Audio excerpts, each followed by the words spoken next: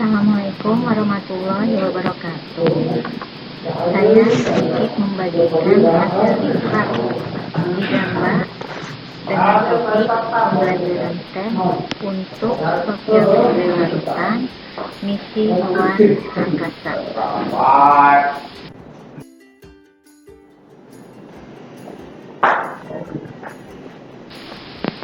Saat ini kita masuk ke dalam abad 21.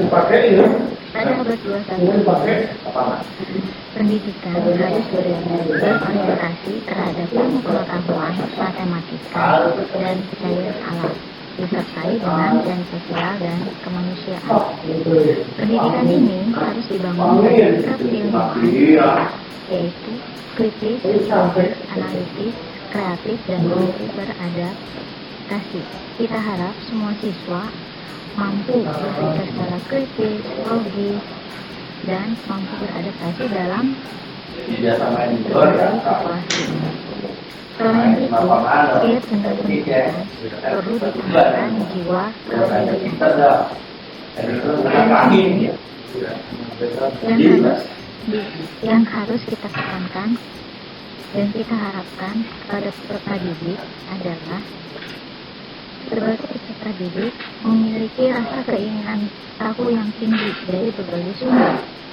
Jadi semakin mereka ingin tahu, maka mereka akan semakin mencari. Dari situ, peserta didik mampu merumuskan permasalahan, kemudian berpikir analitis, kira-kira dari permasalahan tersebut bagaimana cara mencari solusinya. Nah, setelah itu, peserta didik juga diharapkan mampu bekerja sama dan berkolaborasi dalam menyelesaikan masalah.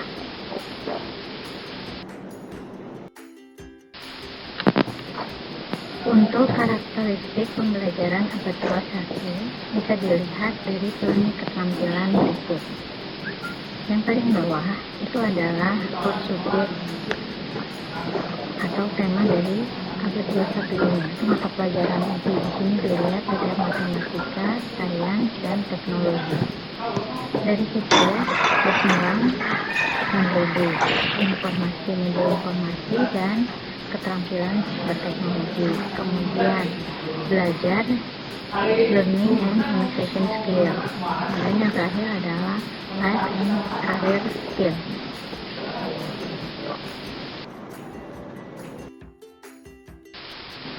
Nah, sebagai pilar pada pembelajaran abad 21 itu adalah learning to know, bagaimana anak-anak belajar untuk mengetahui ataupun mencari tahu.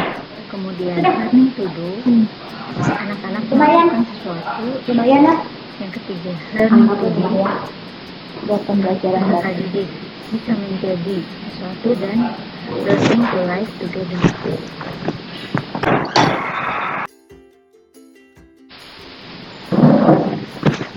Dari pembahasan sedikit tentang karakteristik pembelajaran abad 21, makanya dikembangkanlah pembelajaran dengan metode pendekatan STEM. STEM sendiri adalah akronim dari Sains, Teknologi, Engineering, dan Matematik. Istilah ini pertama kali diluncurkan oleh National Science Foundation Amerika Serikat pada tahun 90 sebagai teknik gerakan reformasi pendidikan untuk menumbuhkan angkatan kerja bidang STEM serta mengembangkan warga negara yang melek STEM literate, meningkatkan daya saing global Amerika Serikat dalam inovasi iptek.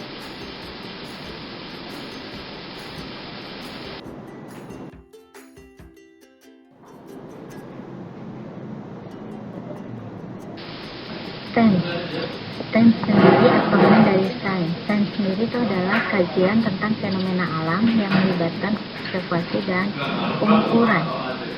Kemudian T-nya itu adalah teknologi. Teknologi di sini adalah inovasi-inovasi untuk memodifikasi alam agar memenuhi kebutuhan dan keinginan manusia. E itu diambil dari engineering. Engineering itu adalah pengetahuan dan keterampilan untuk mendesain dan mengkonstruksi mesin, peralatan, sistem, material, dan proses yang bermanfaat bagi manusia secara ekonomis dan ramah lingkungan. Sedangkan M-nya itu adalah matematik. Itu adalah ilmu tentang pola-pola dan hubungan-hubungan dan menyediakan bahasa bagi teknologi dan engineering.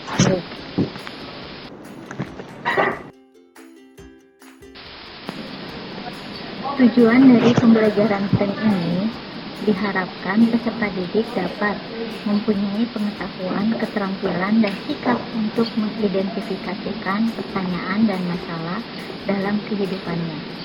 Kemudian, peserta didik juga dapat menjelaskan fenomena alam, mendesain serta menarik kesimpulan berdasarkan bukti mengenai isu yang terkait dengan STEM. Yang kedua, tujuan dari pembelajaran STEM itu adalah peserta didik diharapkan memahami karakteristik fitur-fitur disiplin STEM serta bentuk pengetahuan, penyelidikan, serta desain yang digagas manusia. Selain itu, peserta didik diharapkan mempunyai kesadaran bagaimana disiplin-disiplin STEM dapat membentuk lingkungan material, intelektual, dan kultural. Tujuan dari pembelajaran STEM yang lain, peserta didik diharapkan mau terlibat terhadap kajian isu-isu terkait STEM sebagai warga negara yang konstruktif, peduli, serta kreatif dengan menggunakan gagasan STEM.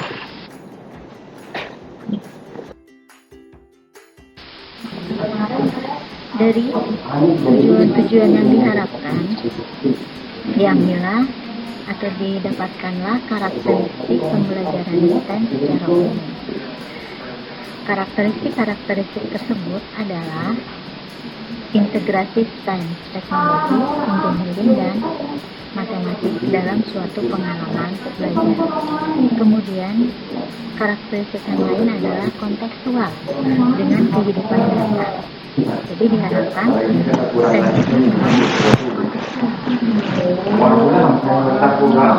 yang karakteristik yang lain adalah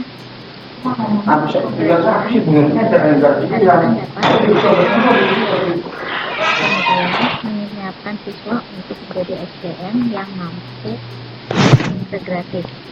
Kemudian karakteristik yang lain adalah pendekatan STEM, pembelajaran STEM dapat mengembangkan soft skill dan keterampilan teknis. Di dalam pembelajaran STEM ada 3 jenis pola integrasi. Yang pertama itu adalah pola integrasi silo. Pada pola integrasi silo ini, sains, teknologi, engineering, dan matematik dijelaskan secara terpisah masing-masing. Kemudian dari situ dikembangkan lagi dengan pola integrasi terinkorporasi dalam sains, di mana teknologi, engineering, dan matematik masih dijelaskan tetapi sebagai pendukung kepada bagian yang paling utama adalah sains. Hampir mirip silo, tetapi di sini teknologi, engineering, dan matematiknya dijelaskan secara bersamaan, tapi sebagai pendukung sains. Kemudian dari pola integrasi STEM yang lain ada juga yang menurut saya paling baik itu adalah pola integrasi STEM terintegrasi penuh, di mana ketiganya dijelaskan secara bersamaan, kemudian saling dikaitkan antara sains, teknologi, engineering, dan matematik. Dari situ didapat hubungan antara sains, matematik, maupun teknologi. Di antara ketiga pola integrasi ini masing-masing punya kelemahan tersendiri. Untuk pola integrasi penuh untuk di Indonesia penerapannya masih sedikit kurang, kecuali kurikulumnya diganti. Untuk di Indonesia sendiri, untuk menggunakan kurikulum yang sekarang mungkin bisa digunakan pola integrasi silo ataupun pola terinkorporasi.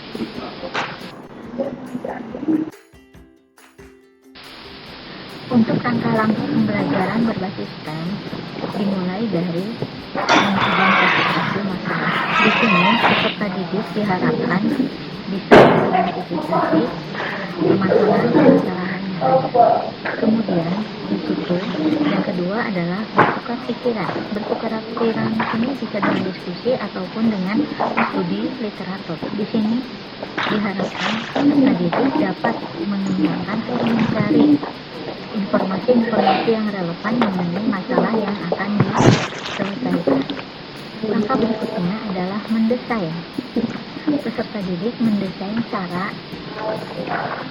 untuk pemecahan masalahnya tersebut. Mendesainnya di sini bisa melibatkan engineering maupun non-project. Langkah berikutnya adalah konstruk atau kemudian. Kemudian terus kemudian melaksanakan desain tersebut. Dari situ dilakukan tes evaluasi atau evaluasi kira-kira hasil desainnya yang sudah dikontak itu berhasil atau tidak. Kalau berhasil berarti langsung berbagi solusi atau mempresentasikan hasil dari mempresentasikan hasil desain tersebut. Bila ada kekurangannya, maka peserta didik diminta untuk mendesain ulang, kemudian menguji lagi hingga didapatkan hasil yang terbaik.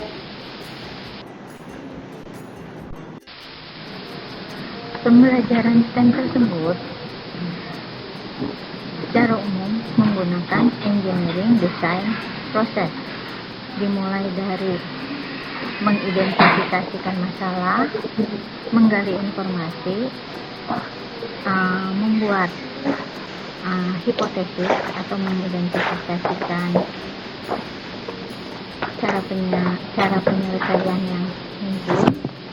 Yang keempat itu membuat prototipe untuk memecahkan masalahnya, kemudian dilakukan evaluasi atau tes, kemudian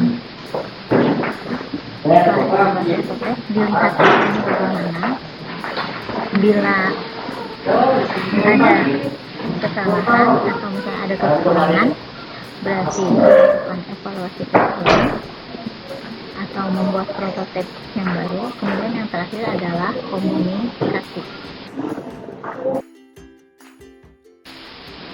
Untuk pembelajaran dengan pendekatan STEM ini bisa digunakan model-model pembelajaran yang biasa kita gunakan sehari-hari. Yang paling mungkin model pembelajaran yang menggunakan pendekatan STEM adalah project learning, kemudian problem based learning, dan yang terakhir adalah model learning method.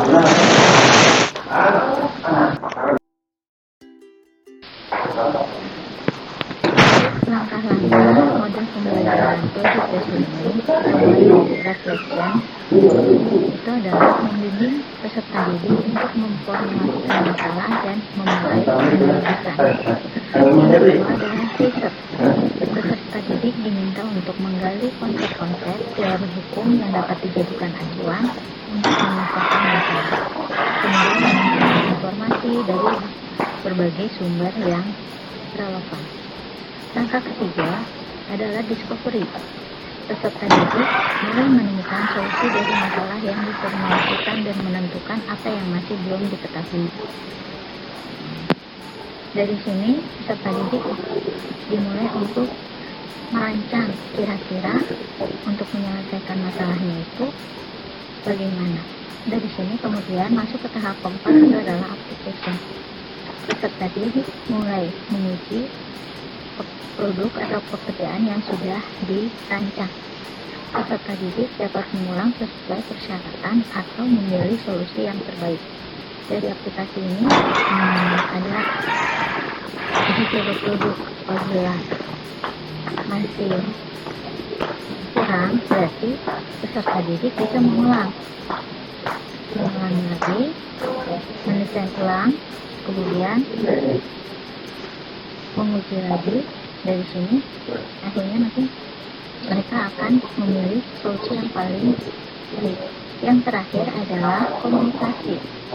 Di komunikasi ini adalah peserta didik diminta untuk mempresentasikan atau mengkomunikasikan hasil asli produk atau pekerjaan proyek dan menerapkan umpan balik yang membangun.